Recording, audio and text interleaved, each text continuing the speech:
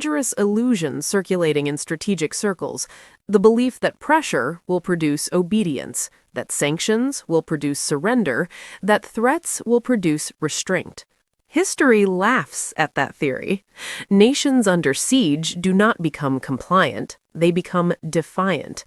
Populations under pressure do not become quiet, they become volatile. And governments under threat do not become flexible, they become rigid. Iran is following that pattern with frightening precision. Every new warning from Washington hardens Tehran's posture. Every new statement from Tel Aviv sharpens Iranian rhetoric, and every new declaration from Moscow widens the geopolitical fault line. This is no longer a regional issue. It is a global alignment in slow motion. The streets of Iran are not just filled with protesters, they're filled with uncertainty. Parents don't know how they will feed their children next month. Students don't know if their degrees will mean anything in a collapsing economy. Workers don't know if their wages will survive inflation. This is not ideological unrest. This is survival unrest. And survival unrest does not negotiate politely.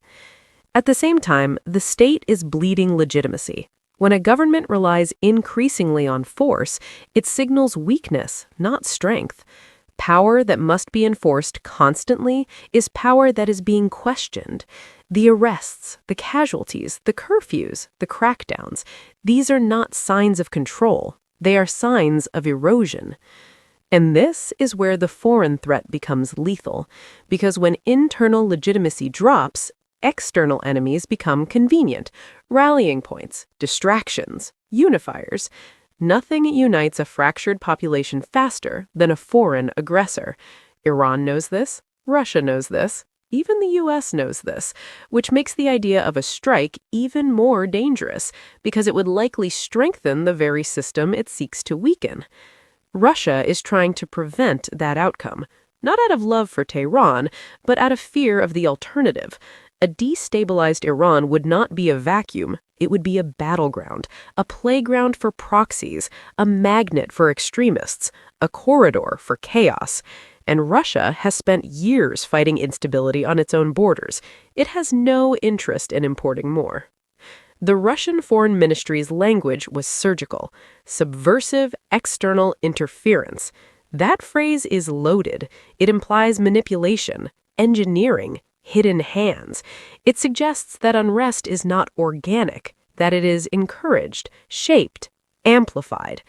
Whether that is fully accurate is less important than the fact that Moscow believes it, or at least wants the world to believe it. Because narratives matter, and in global politics, whoever controls the narrative often controls the justification. By framing potential U.S. action as a repeat of aggression committed in June 2025, Russia is anchoring the present to the past. It is reminding the world that Iran has already been attacked, that escalation is not hypothetical, that precedent exists, and that repetition would not be forgiven. This is psychological warfare as much as diplomacy. It is about planting doubt in decision-makers, about injecting hesitation, about forcing planners to imagine worst-case scenarios. And those scenarios are not abstract. Imagine an Iranian strike on Israeli infrastructure. Imagine Hezbollah opening a northern front. Imagine shipping lanes disrupted. Imagine oil at $150 a barrel. Imagine European cities dealing with energy shortages. Imagine refugee flows through Turkey. Imagine NATO under pressure. Imagine Russia and China coordinating responses. This is not fantasy. This is contingency planning. And it all starts with one decision. The U.S. is being pulled in two directions. Domestically, leaders do not want another Middle Eastern war. Public appetite is low, fatigue is high. Politically, intervention is risky. Internationally, allies are divided. Some push for action, others plead for restraint, and over it all hangs the shadow of election politics, legacy concerns, and power optics. Israel, on the other hand, views Iran through a survival lens. For Tel Aviv, Iran is not a distant problem, it is an existential one. Every missile program, every nuclear headline, every proxy movement is read as a direct threat. That psychology drives urgency, and urgency compresses timelines. When timelines compress, mistakes multiply. Russia is seeing this collision course and is trying to slow it down, not stop it, slow it, because in geopolitics, delay is often the only form of control. Professor Koenig's remark about things going wrong is understated. Things are already wrong. The question is how wrong they will get.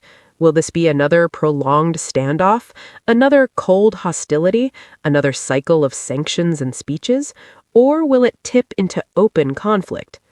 The danger is not just war, it is misinterpretation, signals crossed, warnings ignored, intentions misunderstood. In high-stress environments, leaders read aggression where there may be caution, and weakness where there may be restraint. This is how escalation ladders are climbed without anyone consciously choosing to climb them. Inside Iran, the government is cornered. Outside Iran, powers are circling, and in between, millions of civilians are trapped in uncertainty. This is the human cost that rarely makes headlines, the families waiting, the children watching, the elderly fearing. War is discussed in capitals, but lived in kitchens. Russia's warning is, at its core, a plea for rationality disguised as a threat. It is saying, think. Think about the chain reactions. Think about the uncontrollable variables. Think about the history. Think about the aftermath, because once you cross that line, you don't get to choose how the story ends. Yet the world keeps testing that line. There's a reason diplomats are nervous, a reason analysts are tense, a reason markets are twitchy. This is not routine tension. This is structural instability, the kind that precedes major shifts, the kind that rewrites maps, the kind that reshapes alliances. We are not watching a crisis. We are watching a convergence, internal collapse, external pressure, regional hostility, global rivalry, all at once. And in that convergence, Russia has thrown its weight, not physically, not militarily, but rhetorically. It has said, in effect, if you do this, the consequences will not be contained, and we will not pretend they are. That is not a threat. It is a forecast.